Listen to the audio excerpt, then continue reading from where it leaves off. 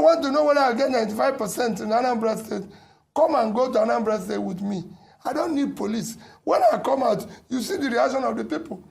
In fact, I'm actually surprised I didn't get 100%. I'm telling you, because I don't know who will be voting against me in Anambra State. In the Southeast, it's a similar situation. People know me.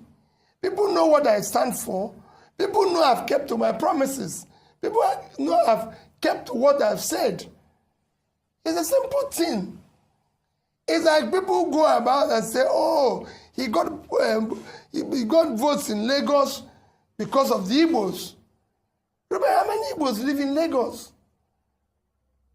I got more votes from the indigenous in Lagos than those who are, you can call visitors. Are the Igbos in Nasarawa? Are the Igbos in Plateau? Are the Igbos in Abuja?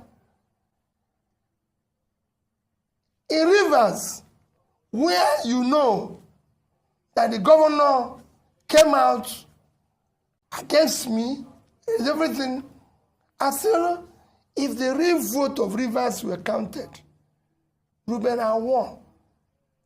I have over 50-something% of the vote. The other two parties were sharing the order. And it was, I won in Asoro. So, will you say it's rigging? Which machinery do I have to rig? I have no councillor, I have no local government chairman, no this thing. I'm not in control of police. I don't even know any DPO. So which machinery will I use to rig? How will you do? They are the ones who I believe in this. What they are doing is what I'm trying to change. So those who say you have satisfied what I came for are part of the people we're trying to change.